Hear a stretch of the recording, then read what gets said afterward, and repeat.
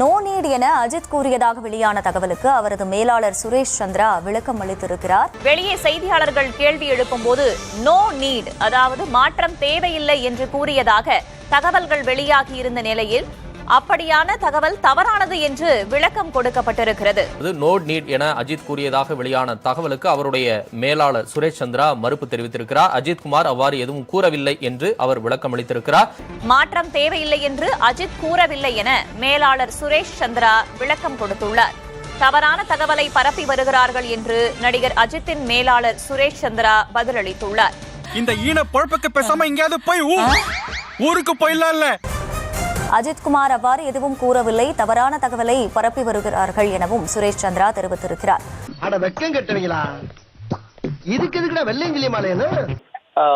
நடிகர் அஜித் குமார் தன்னுடைய வாக்குப்பதிவை பதிவு செய்திருந்தார். அப்பொழுது தனியார் தொலைக்காட்சி ஊடகங்கள் அவரிடம் பேட்டி எடுக்க முயற்சி செய்தார்கள். ஆனால் அவர் எந்த பதிலையும் அவர் அளிக்காமலே சென்றிருந்தார்.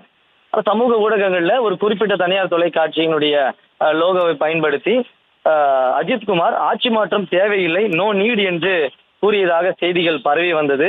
அது குறித்து அவருடைய மேலாளர் அது விளக்கம் ஒன்றினை அளித்திருக்கிறார். நடித்த அஜித் குமாருடைய மேலாளர் சுரேஷ் சந்திரா ஒரு விளக்கத்தை குறிப்பிட்டிருக்கிறார்.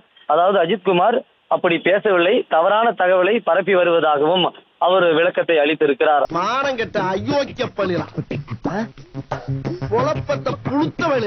அதில் ஒரு குறிப்பிட்ட தனியார் ஊடகத்தினுடைய லோகோவை பயன்படுத்தி அவர் ஆட்சி மாற்றம் தேவையில்லை, அதாவது நோ நீடு என்று பதிலளித்ததாக செய்திகள் பரவி வந்தது.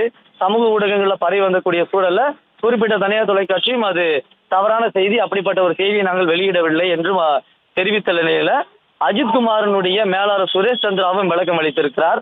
ஆட்சி மாற்றம் தேவையில்லை, நோ நீட் என்று நடிகர் அஜித் குமார் கூறியதாக சொல்லி தவறான செய்திகள் பரவி வருகிறது. அவர் எங்கும் அப்படி பேசவில்லை, தவறான தகவலை பரப்பி வருகிறார்கள் என்றும் அவர் தரப்பிலிருந்து விளக்கம் அளிக்கப்பட்டிருக்கிறது. இதுக்கு 4 பேர்த்த மூத்திரத்தை வாங்கி மடக்கு குடிக்க வேண்டியதானே? ஏன்டா இந்த வேலை பாக்குறீங்க?